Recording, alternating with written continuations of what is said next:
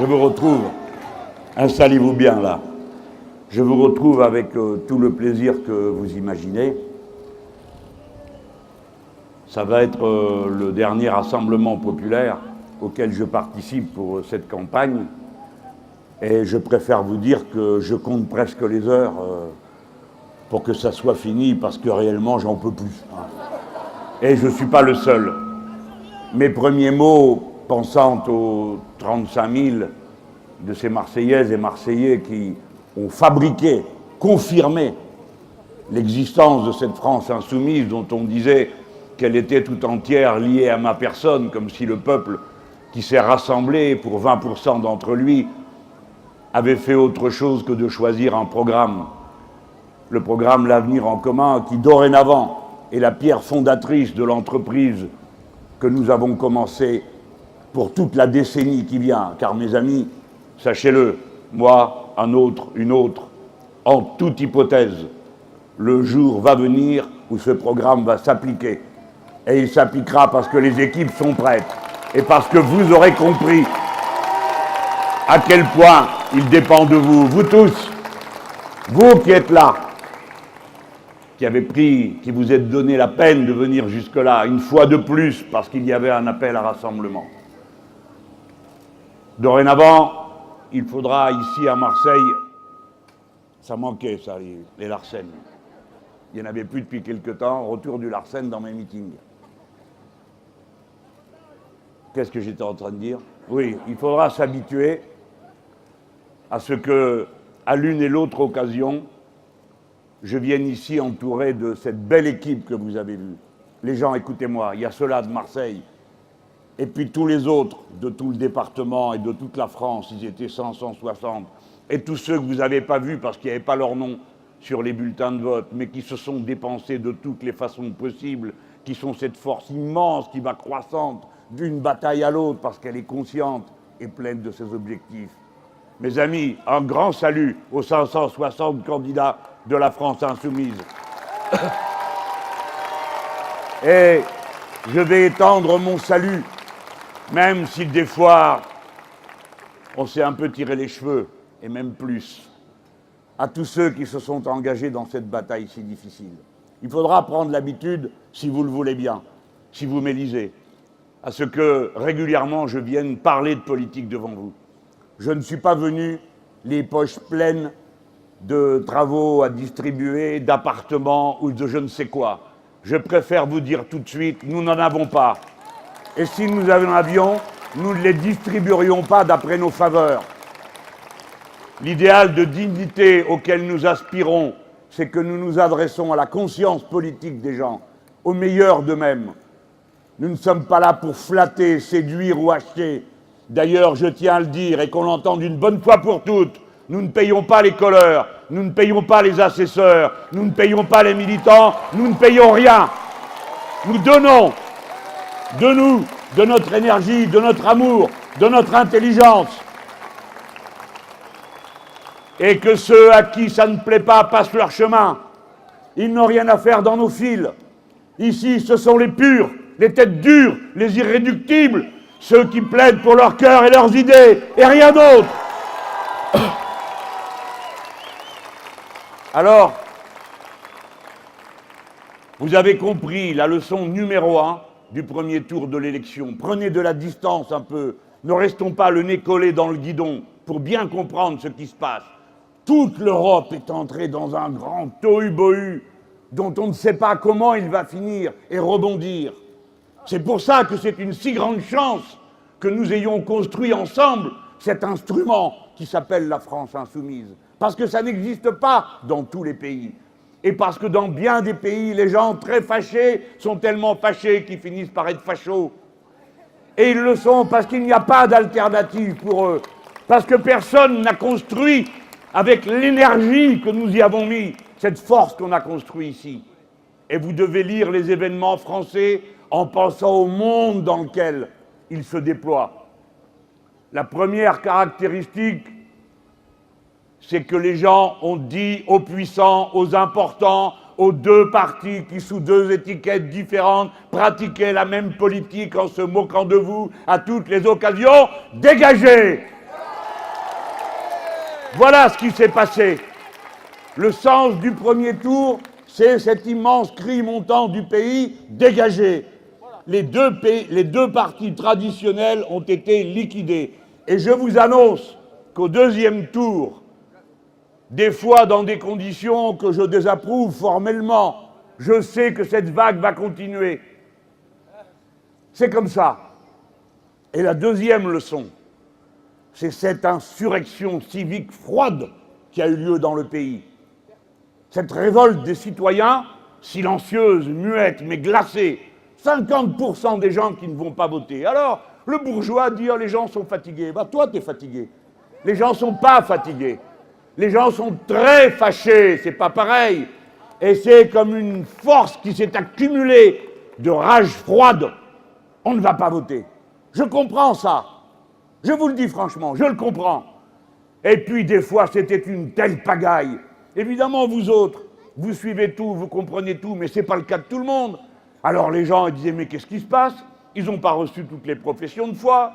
D'autres fois, il y avait 20 candidats, ils se disent, mais lesquels c'est? Je ne m'y reconnais plus. 2 fois, 3 fois, majorité présidentielle, celui-ci, celle-là. Il y avait beaucoup de confusion. Et puis, pendant 3 semaines, ça a été l'apologie permanente, constante, inépuisable, des cris d'enthousiasme, des alléluia, tous les jours. Macron par-ci, Macron par-là, et ainsi de suite, qu'il est beau, qu'il est grand, qu'il est intelligent. À la une d'un journal, Macron séduit le monde. Vous vous rendez compte, les gens? Eh bien, pendant 3 semaines, on a fait tout ce qu'il fallait pour dégoûter les gens d'aller voter.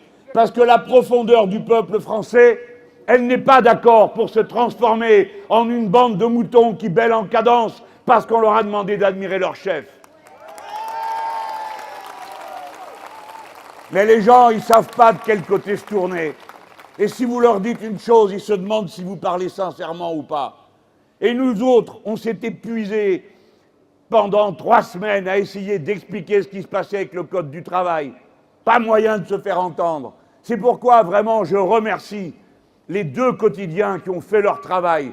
Je pense aux Parisiens, vous voyez, ça arrive, que je dise du bien des médias, enfin de certains, enfin de certaines pages, enfin de certains jours.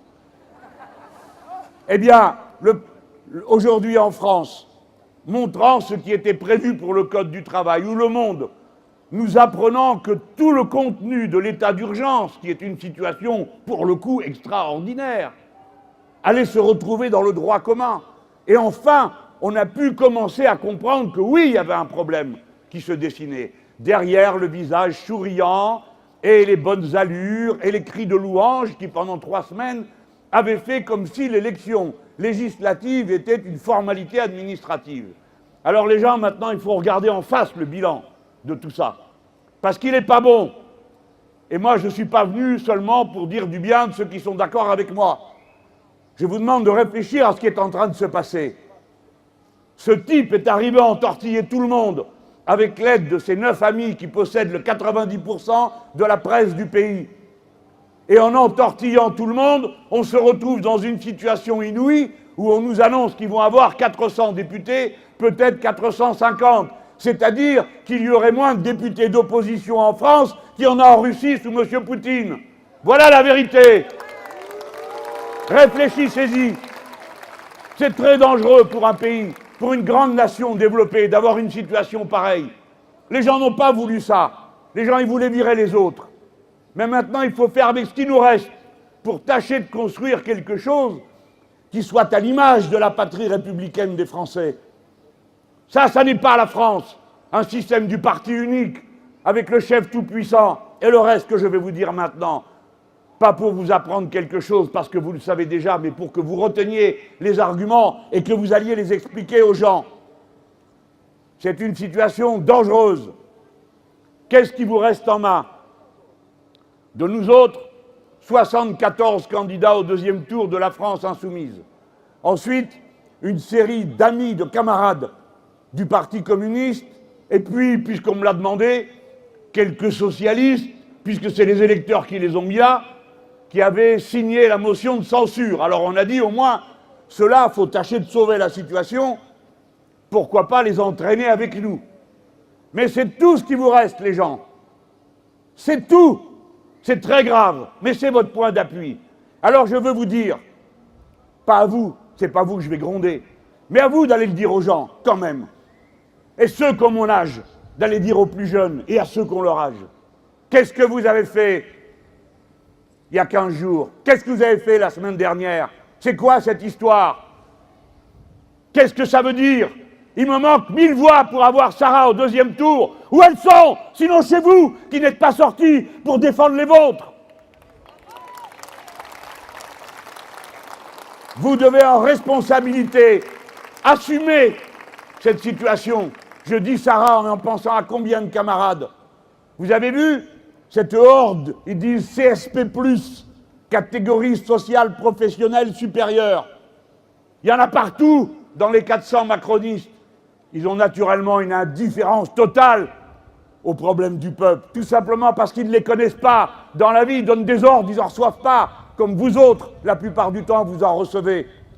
Ils sont donc totalement inconscients des enjeux. Il y a des questions qui, pour eux, sont purement technocratiques et qui, en réalité, pour nous, concernent la vie quotidienne des gens.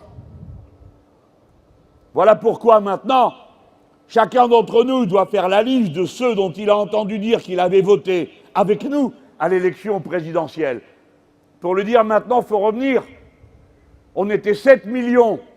Voilà qu'on s'est retrouvé au premier tour de l'élection législative à 2,5 millions. Il en manque quand même quelques-uns qui pourraient faire l'effort, non? Parce que qui c'est qui se présente, sinon des gens venus de vos rangs? Pourquoi faire sont-ils candidats?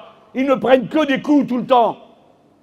Ils sont candidats du peuple, pour le peuple, par le peuple, pour le représenter. Voilà qui nous sommes. Rappelez-vous-en toujours.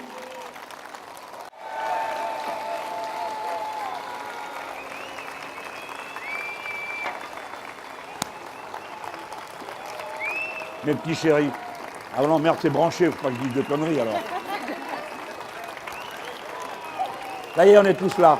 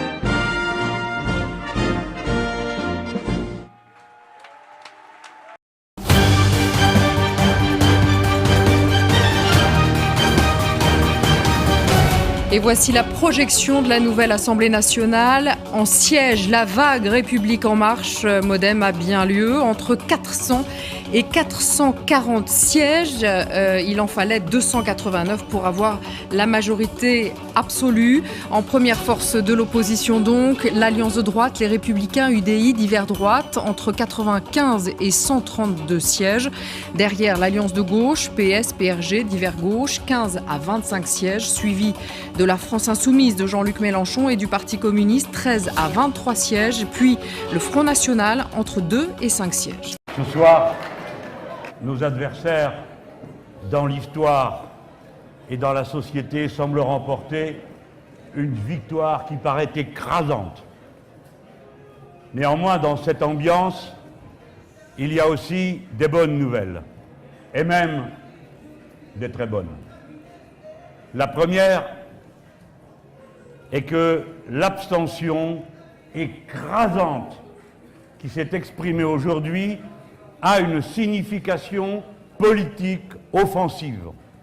Notre peuple est entré dans une forme de grève générale civique dans cette élection, faisant ainsi la démonstration de l'état d'épuisement d'institutions qui prétendent organiser la vie de la société avec un mode de scrutin ou une minorité étriquée à tous les pouvoirs.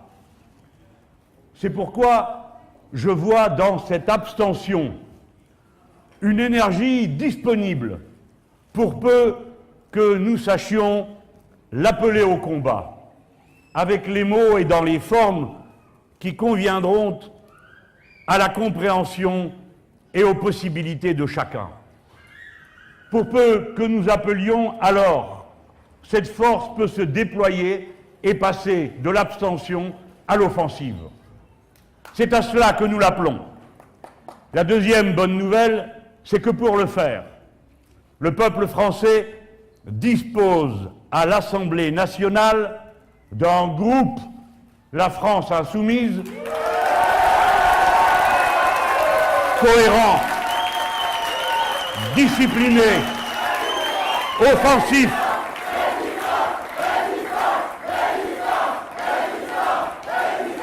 et c'est lui, avec tous ceux qui voudront le rejoindre et qui sont les bienvenus, dans un combat où l'on cherchera toujours à rallier le maximum de ceux qui veulent entrer dans la lutte.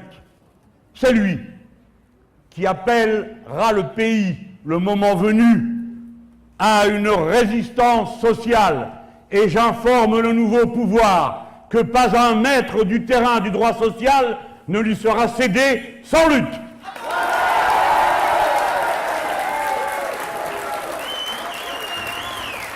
Cette majorité boursouflée qui est constituée à l'Assemblée nationale n'a pas, à nos yeux, la légitimité à supposer qu'une quelconque en ait jamais, n'a pas la légitimité pour perpétrer le coup d'État social qui était en prévision, c'est-à-dire la destruction de tout l'ordre public social par l'abrogation du Code du travail.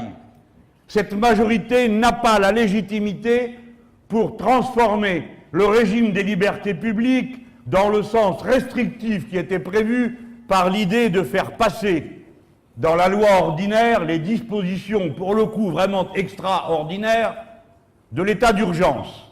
Non, elle n'en a pas la légitimité.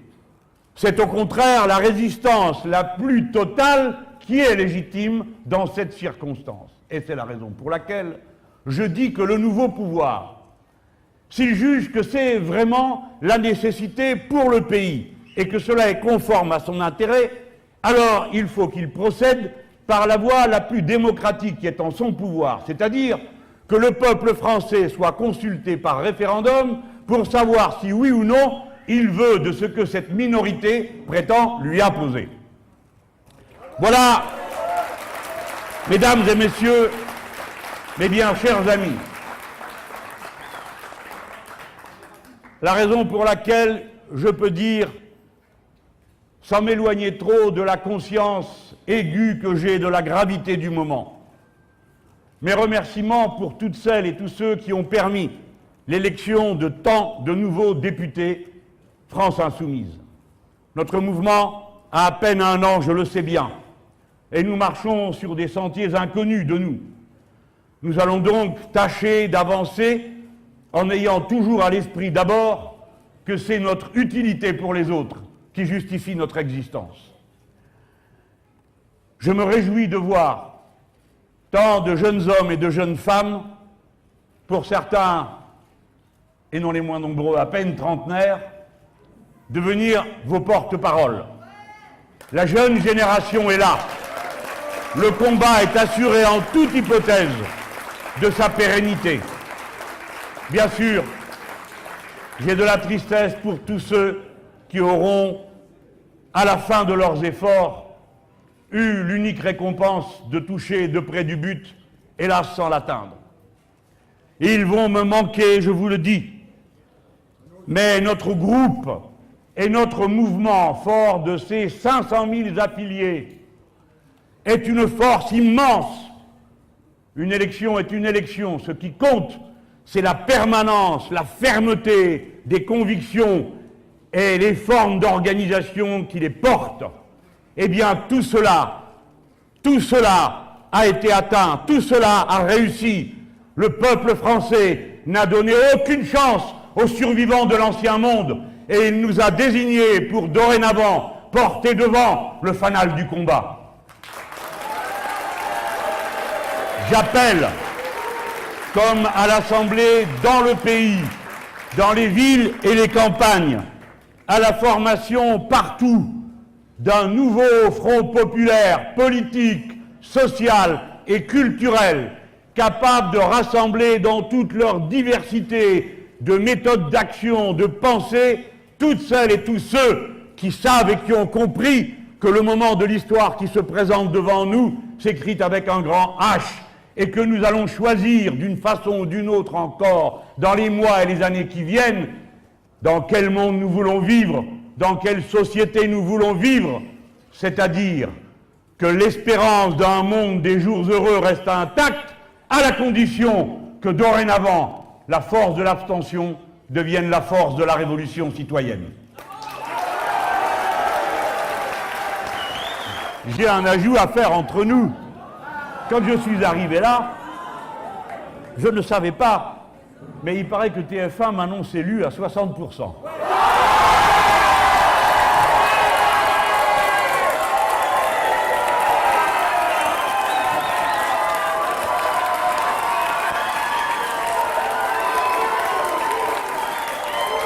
Je remercie Marseille de m'avoir dit oui.